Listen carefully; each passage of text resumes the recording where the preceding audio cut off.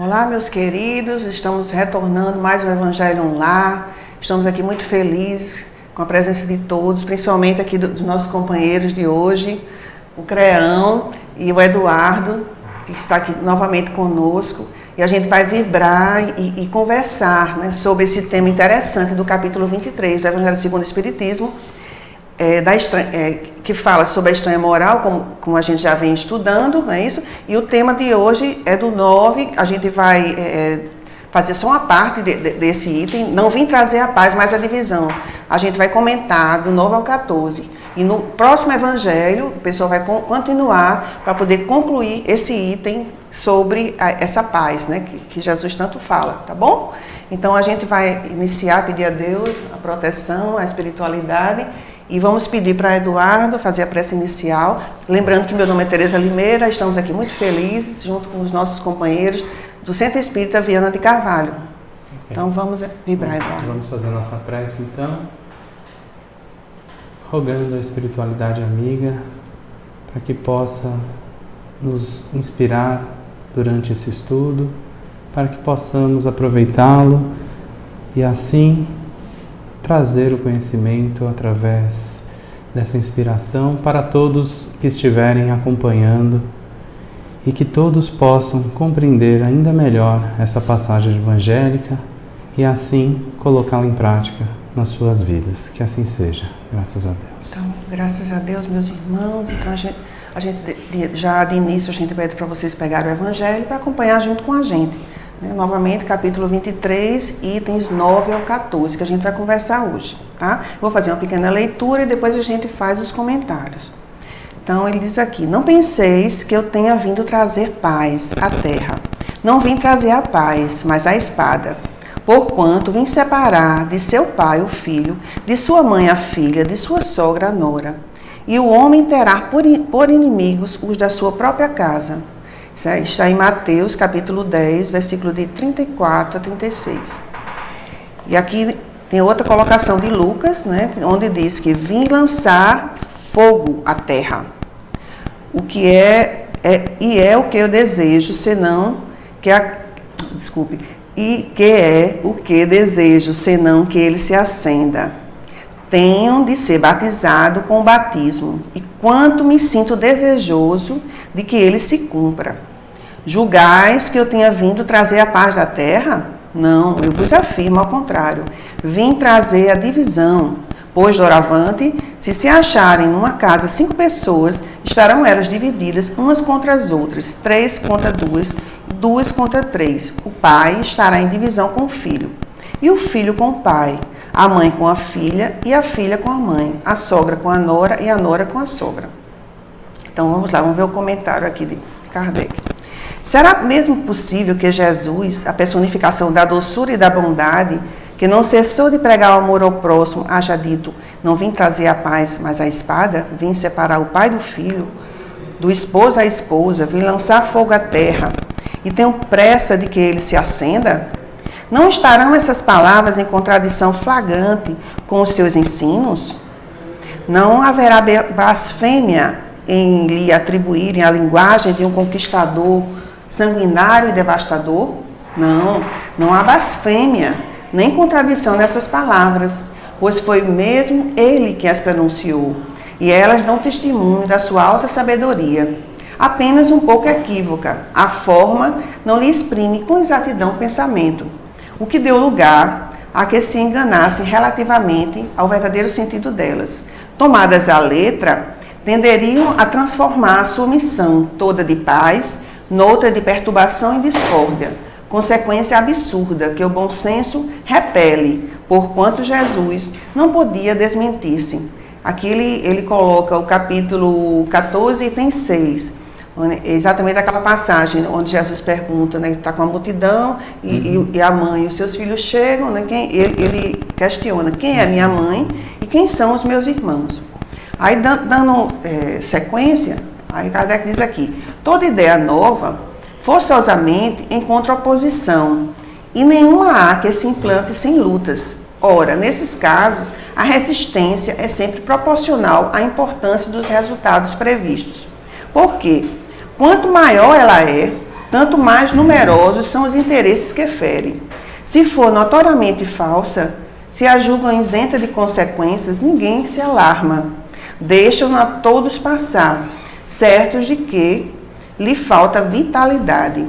Se, porém, é verdadeira, se assenta em sólida base, se lhe prevê o futuro, um secreto pressentimento adverte os seus antagonistas de que constitui um perigo para eles e para a ordem de coisas em cuja manutenção se empenham. Atiram-se então contra ela e contra os seus adeptos. Assim, pois, à medida da importância e dos resultados de uma ideia nova, se encontra na emoção que o seu aparecimento causa, na violência da oposição que provoca, bem como no grau e na persistência da ira de seus adversários. E ele continua: Jesus vinha proclamar uma doutrina que solaparia pela base os abusos de que viviam os fariseus, os escribas e os sacerdotes de seu tempo. Imolaram-no, portanto, certos de que, matando o homem, matariam a ideia. Esta, porém, sobreviveu, porque era verdadeira, engrandeceu-se porque correspondia aos desígnios de Deus, e nascida no pequeno e obscuro burgo da Judéia, foi plantar o seu estandarte na capital mesma do mundo pagão, em face dos seus mais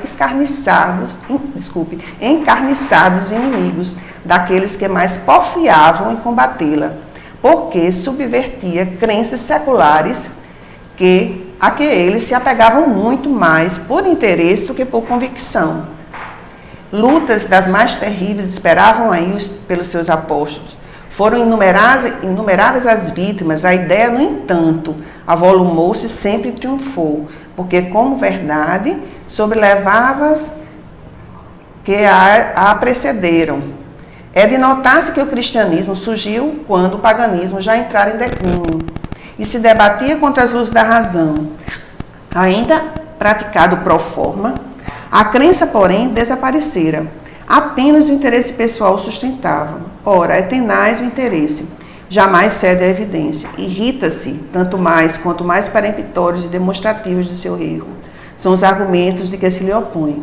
Sabe ele muito bem que está errado, mas isso não o abala, porquanto a verdadeira fé não lhe está na alma. O que mais teme é a luz, que dá vista aos cegos. É-lhe proveitoso o erro, ele se agarra e o defende. Sócrates também não ensinaram a doutrina até certo ponto análoga do Cristo, porque não prevaleceu naquela época a sua doutrina no seio de um dos povos mais inteligentes da terra. É que ainda não chegara o tempo.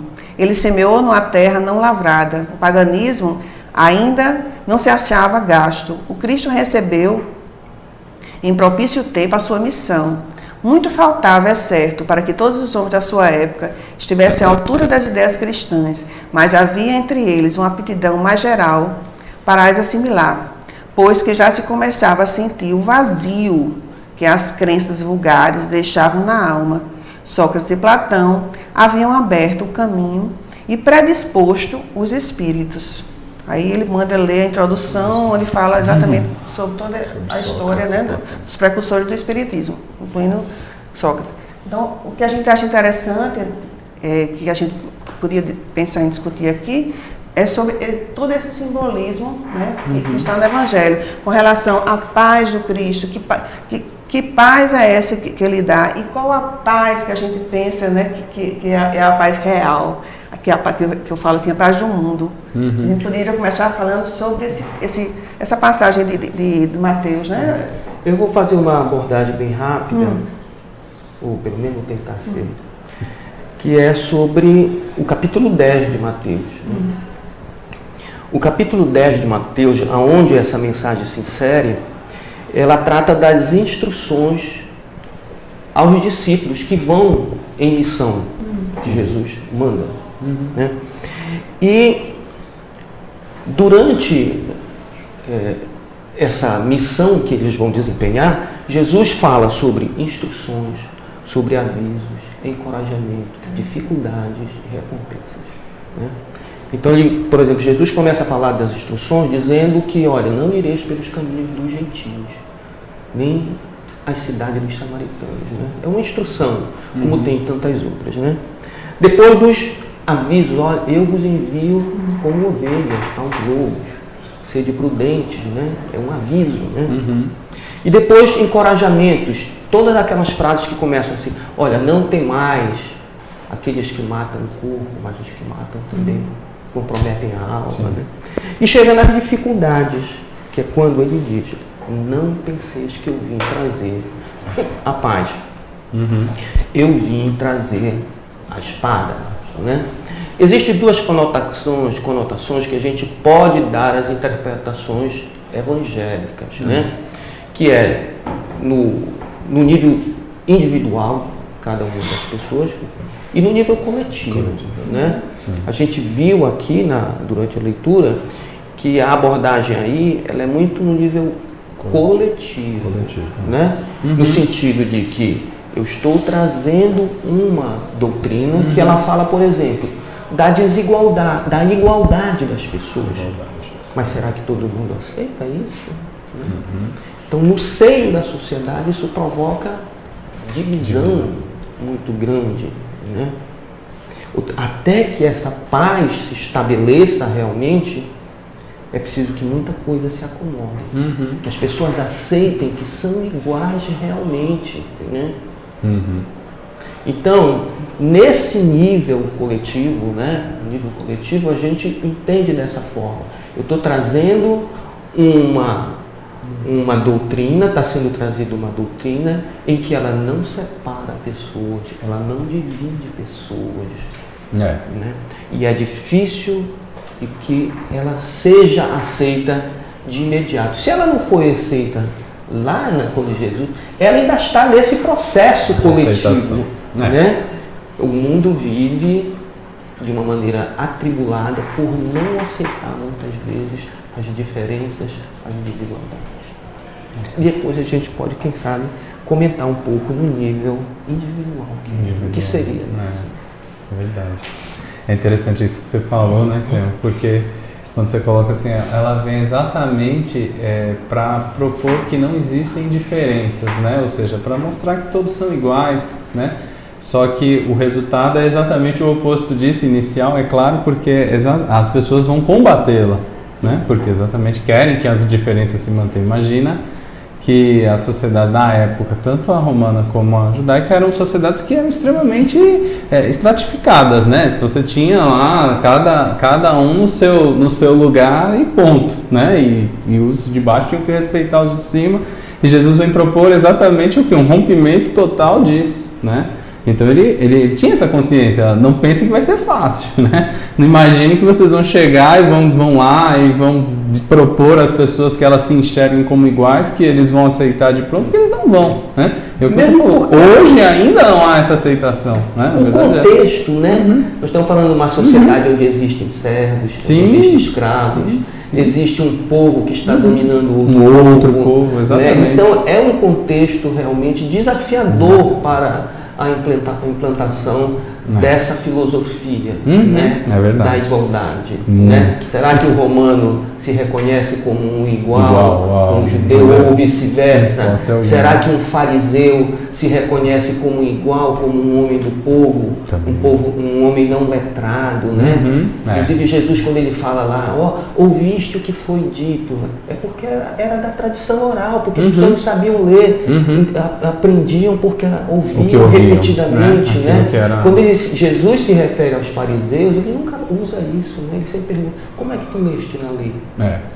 Então, porque ele entende a separação que existe dentro dessa sociedade. E isso é o grande desafio da sua doutrina. E quando ele diz assim também, né? A minha paz eu vos deixo, né? Minha paz vos dou. Não vos dou como o mundo vos dá. Ele mostrou uma paz que precisa ser construída. Sim. E por isso que chocou tanto a questão também dos velhos hábitos, os velhos costumes, né, que ainda precisavam, né, com relação à idolatria, né, aos cultos aparentes, né, e Jesus veio mostrar que essa paz também, né, parte do indivíduo quando ele consegue reconhecer que ele precisa derrubar esse homem velho que está dentro dele. Né? Ele precisa ver a sua missão aqui na Terra como algo divino, né, especial. E enquanto ele estiver arraigado, né, todo você falou, né, todo esse aparato, né, de poder, de apego, né, toda a história a gente sabe como foi, né, as suntuosidades, aquela coisa. Eu diria toda como né? Eu não diria como foi.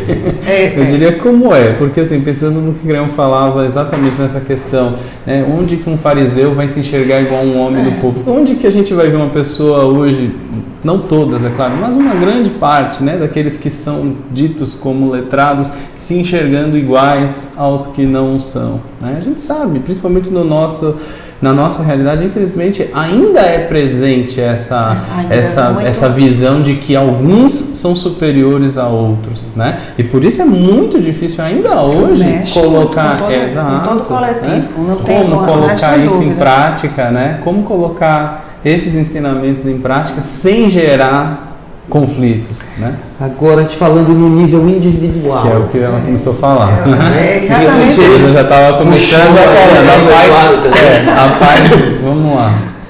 A gente tem esse conflito, a não ser todos nós, que eu seja extremamente adiantado espiritualmente, ou então que eu não me reconheça como um ser espiritual. Então, não há existe conflito. né? Não há conflito. Mas normalmente nós temos que entender que nós temos um corpo crístico, né?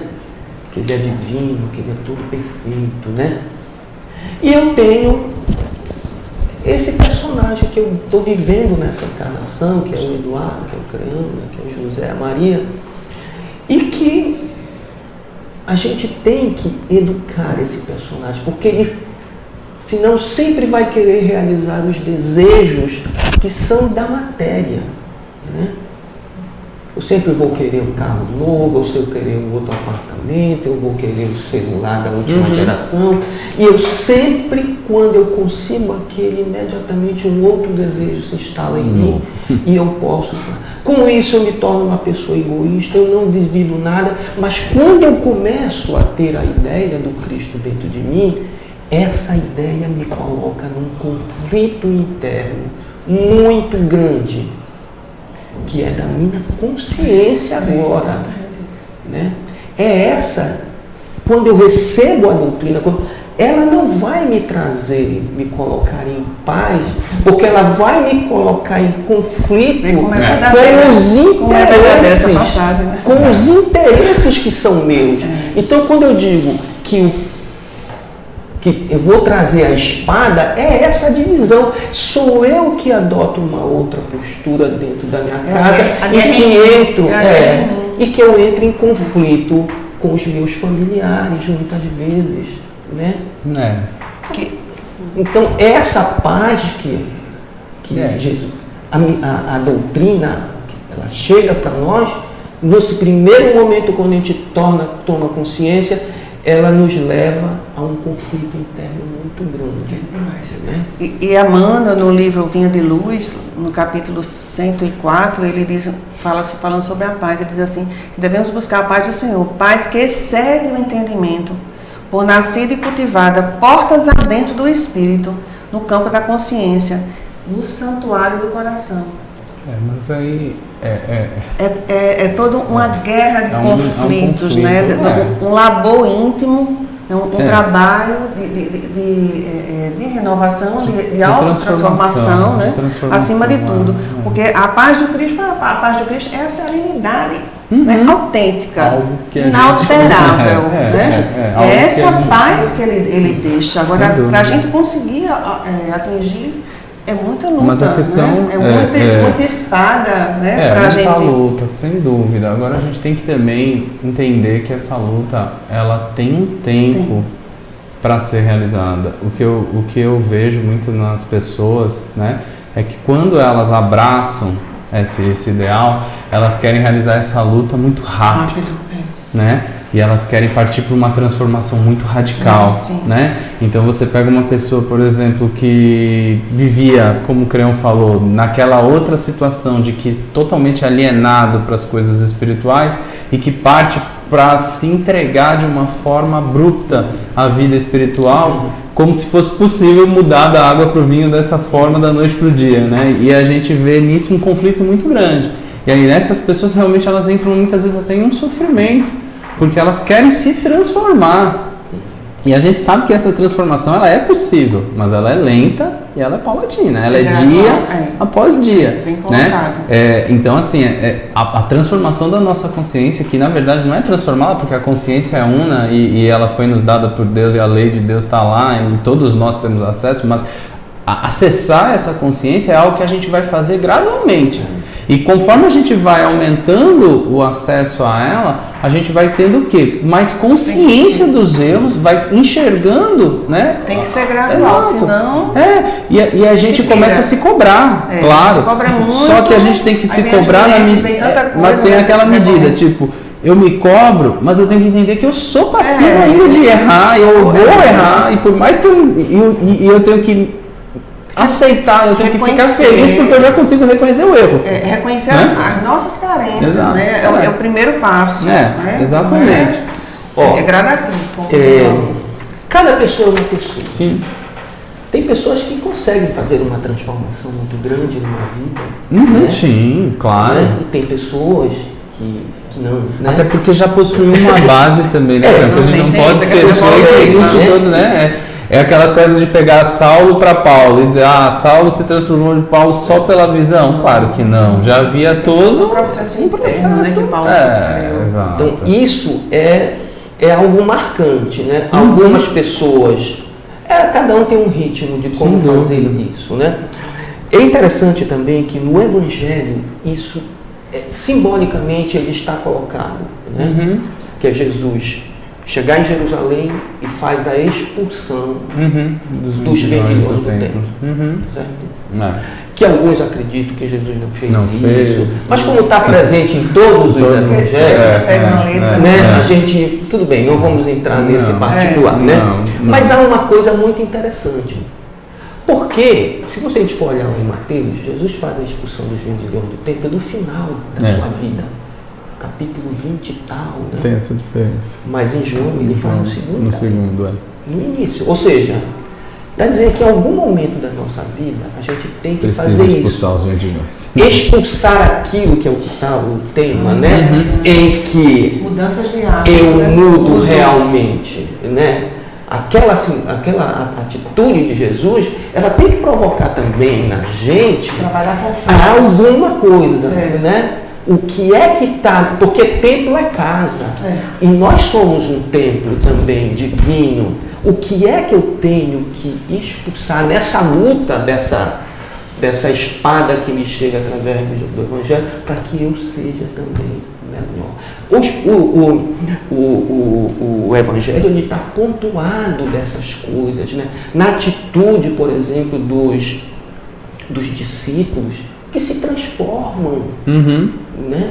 Que conseguem operar essas transformações. Tomé é um exemplo, Pedro é um exemplo também, muito grande de humanidade, né? Ou seja, a gente tem o Evangelho está recheado dessa... E tem os seus conflitos, né? Inclusive os próprios conflitos, né? A gente vê o próprio Pedro sempre carregado de conflitos humanos para mostrar esse lado humano, né? E como você falou, né? Quanto mais evoluído o espírito, né? Mais a compreensão, aumenta a compreensão e o modo de encarar o sofrimento.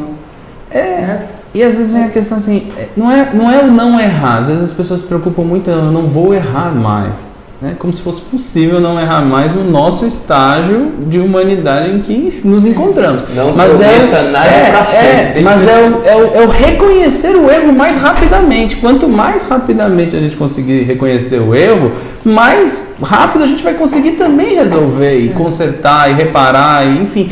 Então, às vezes as pessoas se preocupam em prometer, né? Eu me lembro que foi uma palestra do próprio Creão que ele disse, eu não vou prometer que eu não vou mais, por exemplo, ser egoísta a vida toda, mas eu vou tentar não ser egoísta hoje. Exatamente,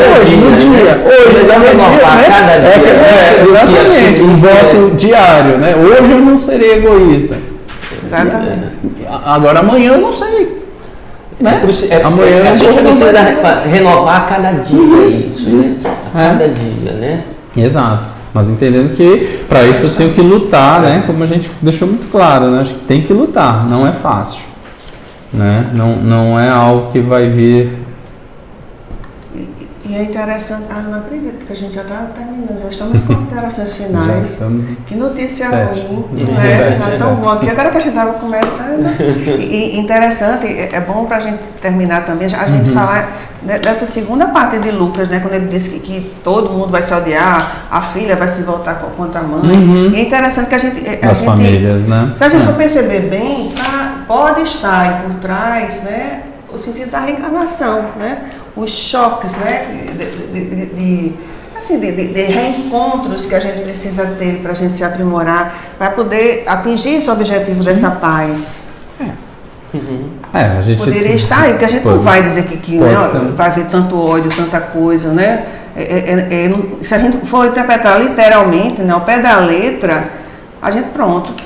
É o fim do mundo, né? A filha se revoltar contra o pai e tal. Mas não, se a gente for se aprofundar mais, a gente vai ver que por trás, né, existe toda a evolução do espírito, né? Sem dúvida. Que é um crescimento por etapas, não é como vocês falaram, né? Não é de um momento para outro. Até para Paulo não foi fácil. Né? Quantas pedradas ele não levou mesmo depois da transformação, né? O diferencial né? Saber suportar, saber entender, saber renunciar, não é isso? O próprio Paulo seria um exemplo de alguém que, de certa forma, vai contra os interesses da sua família, né? Totalmente. A partir do momento em que ele deixa aquele, vamos dizer, o legado do seu pai, né? Que seria alguém formado para ser mais um fariseu, e ele decide ir exatamente ao encontro disso, né? Contra isso, isso acontece. A gente pode, né? Eu acho que é a mesma coisa.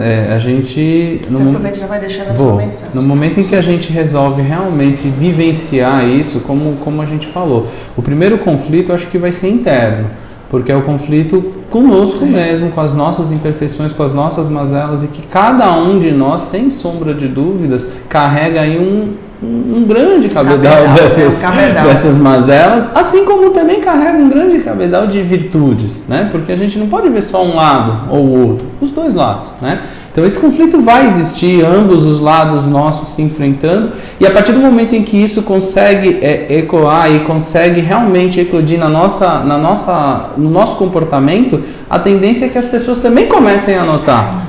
E algumas pessoas vão gostar e outras não, né? Vão ter aqueles que vão dizer, mas por que você vai tanto a esse lugar? Por que agora você se dedica tanto à leitura? Por que essa atitude de querer ser tão bom, né? As pessoas fazem chacota, dizem, você agora é bonzinho, né? Você faz a caridade. Então, esse conflito, ele há de existir dentro do próprio lar, muitas vezes, né? Então, a gente tem que entender como deixou muito claro, né, Jesus, nessa advertência. A gente vai buscar a tua doutrina, mas sabendo de que nem só flores virão o nosso caminho.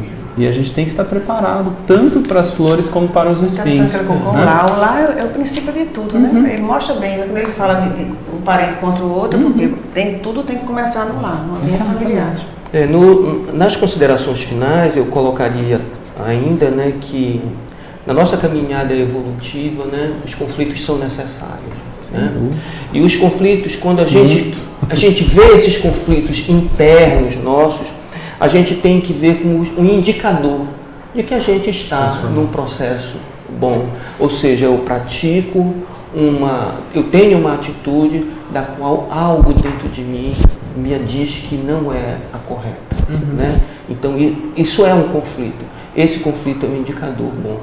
Quando eu perco essa capacidade de refletir sobre meus atos e acredito que eu estou sempre certo, aí Aí o risco é grande. A queda é iminente. Eu queria só encerrar com essa passagem de Emmanuel no livro Caminho, Verdade e Vida, no capítulo 104. Só um pedacinho falando sobre essa espada simbólica do texto. Ele diz o seguinte: o Cristo trouxe ao mundo a espada renovadora da guerra contra o mal, constituindo em si mesmo a divina fonte de repouso aos corações que se unem ao seu amor. Esses, nas mais perigosas situações da terra, encontram nele a serenidade inalterável. É que Jesus começou o combate de salvação para a humanidade, representando, ao mesmo tempo, o sustentáculo da paz sublime, para todos os homens bons e sinceros. O exemplo dele foi que alastrou as multidões e faz a gente relembrar até hoje. Então a gente só tem a agradecer a Deus, a Jesus, a espiritualidade, todos os irmãos que nos acompanham, vocês que estão assistindo, que possam receber essa paz, né, possam se esforçar para cada vez mais estar junto dela, nessa busca da paz de Cristo. Então eu quero agradecer a presença dos companheiros, Creão e Antônio, mais uma vez, a Neto, que está também transmitindo, está aqui junto conosco, vibrando aí. E a todos nós, né, que Deus nos ajude, nos proteja, nos abençoe. Eu vou pedir para a Creão fazer a nossa prece final, tá bom?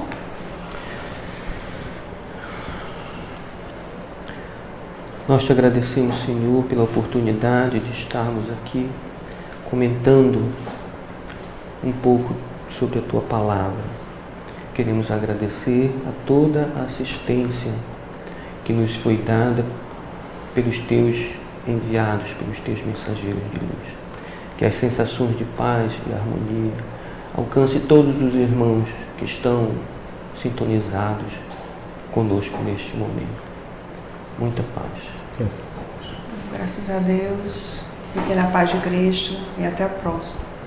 Vamos em frente.